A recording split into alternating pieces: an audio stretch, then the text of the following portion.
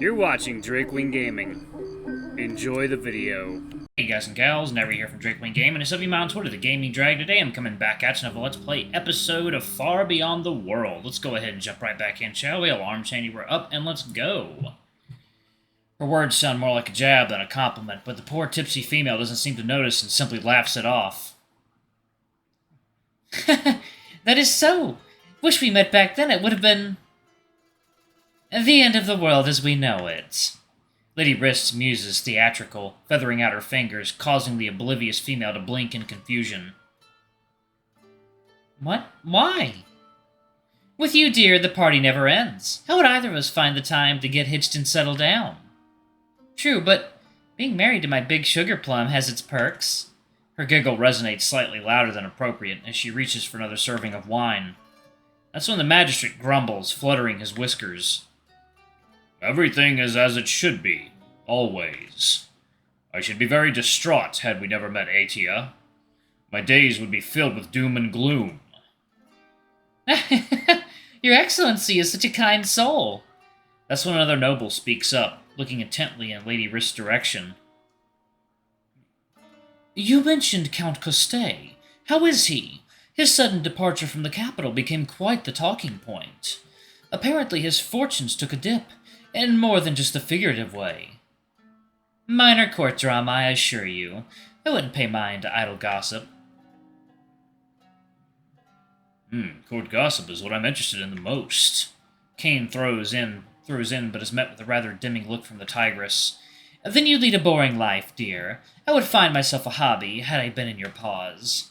The giggly female burst in laughter at the quip, but finally simmers down, taking a dignified sip from her cup. I remember my own stay at court. It's been a much shorter affair. Of course, I always recall you were almost a resident there. How long have you stayed at the palace? Far too long, darling, but I can't complain. She shrugs, idly picking at a bowl of grapes and swallowing one. I stayed at the Pink with the dowager, as she removed herself from the court life on her own accord, and who could blame her? Ever since the passing of Elena, the palace is not the same. Not the same at all. It's as if all the softness was sucked out of it. Needless to say, I was glad to be home.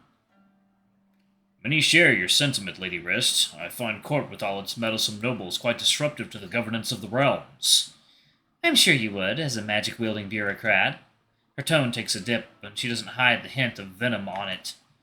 But Tigeron isn't just bureaucrats and mages, my dear boy. First and foremost, it is its people. We, the nobles, are far greater safeguards of their well-being than any academy-trained upstart ever could be. But you yourself have been trained at the academy, if I'm not mistaken, judging by your eyes. Second yell. Water time. Guys and gals, and we are back. Let's go ahead and jump back into it, shall we? Alright. Only now do I notice the purple in her irises, as they seem to gleam with soft light. Aye, that is no secret of mine. I have been sent there at the command of my father once my talents made themselves known, as so many other younglings were. Academy is seen as a ticket to the better life. And was it? For the uncurious and unremarkable ones, yes. She shrugs, causing Kane to narrow his brows in clear offense. To me, however, it seemed like a glorified dormitory in the shadow of the royal residence where one learns parlor tricks to entertain the upper classes. But you are a Wrist. Who would you be entertaining? Exactly. The female nods, picking up another grape and toying with it. I like her. Now you can imagine the futility of it all. I have found that magic is just an empowerment of the small-willed and narrow-minded. It's a means for tiny people to feel bigger than they actually are and rise above their rightful station through unnatural advantage. She says, swallowing the fruit with satisfaction, but her triumph is quickly dimmed by the magistrate's concerned voice. I'm not sure I'm comfortable with that statement, especially considering our liege. Oh, don't get me wrong, Your Excellency. The Sorcerer King is a different matter entirely. He commands the Dragon Soul. He's the embodiment of arcane, and he was born to lead. She quickly corrects herself. But not everyone is a natural spellweaver. Most of the Academy-trained sycophants are just that, mindless minions whose only consolatory prize for their lack of talents is a meaningless administrative post. No offense. She snickers to Kane, but her taunting smile is only met with a cold nod from the mage. It is not my offense you need to worry about, your ladyship. After all, you're still one of those academy-trained sycophants. just without the post. Perhaps. The female shrugs, and I look worriedly at their tense exchange. It almost feels like Kane is testing her patience. Or maybe he's simply standing his ground. Either way, Lady Wrist doesn't take kindly to it. But being a lady of my own land, bearing responsibility for my own people, my paws remain full at the same time. Flinging ice and fire at the enemy is not what I envisioned for myself. Battle mages, the whole lot of them. Precisely. She nods towards the other female. I'm not interested in battle any more than I am in magic. I'm concerned with improving the quality of life of my subjects. My powers won't help bolster the economy or build a better future for them. It's a crutch people with few inner resources lean onto. I assure you, there's more to Royal Mage than flinging ice or fire. Is there? She poses a question, only to flick her muzzle in our direction. Ask Lord Rannoch how your predecessors improved lives in Tiernan. Almost a century has passed, and wolves still reel from that improvement. It wasn't exactly like that. We both know that the wolves would not stop until... I tire of this exchange.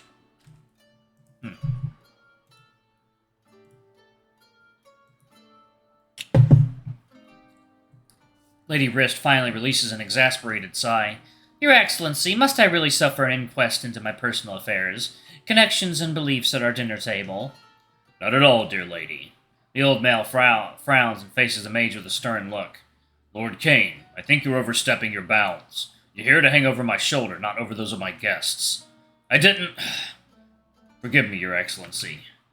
Now, let us get settled. The magistrate pats the backrest of his armchair impatiently. You're new. I haven't seen you before. Wait a second. Okay, I was making sure he didn't just color swap him. There's plenty of room, and I've instructed the kitchen to keep food coming until we pass out. Damn. Over here, darling. I'd love to have you two just to myself. Lady Wrist takes a seat at the magistrate's left side, waving at us and pointing to the empty chairs beside her, but the magistrate shakes his head. Don't be greedy, dear lady. There's plenty of fish in the sea. Want you to entertain the Jarl. It's not the human I'm after, but the wolf, dearest. We don't have those in the bay. Perhaps I shall prove a fitting companion. Kane proposes, but the female frowns as if she bit on a lemon. Somehow, I doubt it. You royal errand boys are spoil sports, the lot of you. You can sit beside me, one errand boy to another. Finally, the last guest, seated at the magistrate's right side, speaks up, pointing to a chair beside him. He's a young tiger, very much Kane's own age, clad in intricate armor and speaking with good humor in his voice. Kane smiles and nods in gratitude, looking back to us. Master Orion, Lord Rannoch, there are 2 seats right beside. He indicates the chair next to him, and I nearly leap at the offer. Unwelcome outsiders should stick together, I muttered to Rannoch in a hushed tone when the wolf scowls.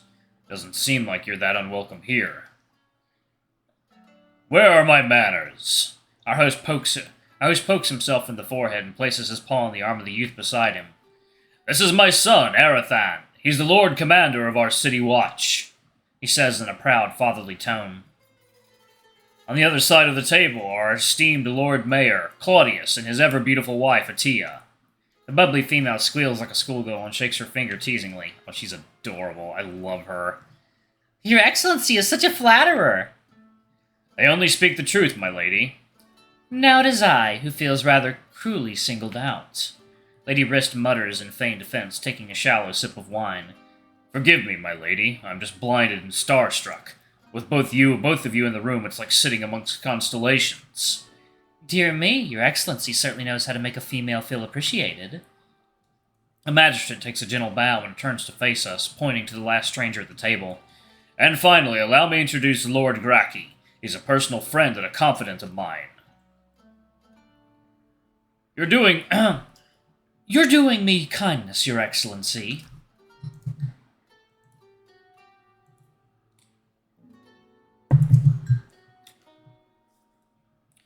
Now, with formalities out of the way, let us fill our bellies. The old tiger rubs his paws excitedly, but I find myself unable to break gaze from the extravagant male, the lavish fabric he wears, his eyes adorned like a tail feather of an exotic bird. It's almost too much. Oh dear, the young master is staring at me, the Lord Mayor says, his eyes twinkling mischievously.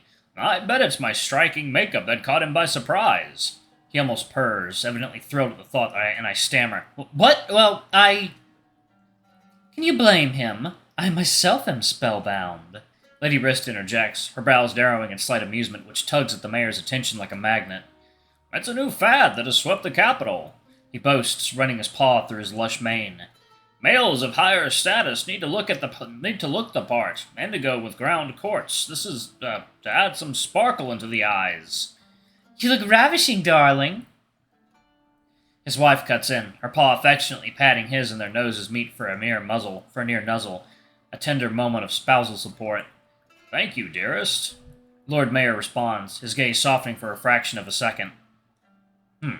Another madness. His Excellency grumbles, shifting uncomfortably in his ornate chair. It won't last a year, mark my words. You said the same thing about the bold new patterns, and yet here we are. Lord Mayor splays his paws, eliciting a snort from his friend, who takes a short sip of wine before retorting. And here we are indeed. You look just as ridiculous now as you did then. I almost confused you for a tapestry once. I snort at the comment and continue to watch their exchange with growing intrigue. It seemed playful enough, but there's an undeniable tension beneath the surface. Before the conversation devolves into a battlefield, the chirpy Lord Mayor splays his paws in surrender and chuckles.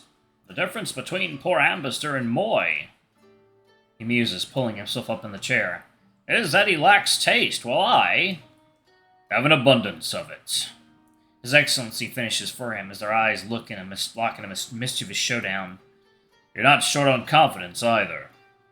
You didn't complain when I had my tailor bedazzle your drab old coat. The mayor flashes his brows, causing his friend to clear his throat in a momentary fluster. Yes, well, one must keep up with the times. I, too, must look the part. You look distinguished, Your Excellency. Lady Wrist affirms, her tone tinged with unmistakable warmth. You remind me of our liege, a spitting image of... Sternness and austerity? Lord Mayor shoots back, prompting Kane to nearly choke on his drink at the remark, while Lady Trist replies coolly. Lady Wrist, not Trist.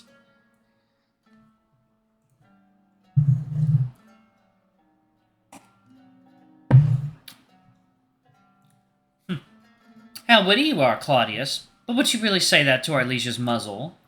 I have, on multiple occasions. The extravagant male flashes his brows, only to frown impishly. Alas, to no avail. He's stubborn, as always. Without Elena's guiding paw, I fear Tygon is hopelessly ill-equipped for the world of fashion and trend. The mayor's wife chimes in. Or perhaps his priorities lie elsewhere. I recall a term coined at court for nobles who dabble in excess. What was it? Lady Wrist pokes her chin playfully, allowing the magistrate to contribute. Frou-frou fanfarons? That's it. She bops her finger with satisfaction. Thank you, Your Excellency. No trouble at all.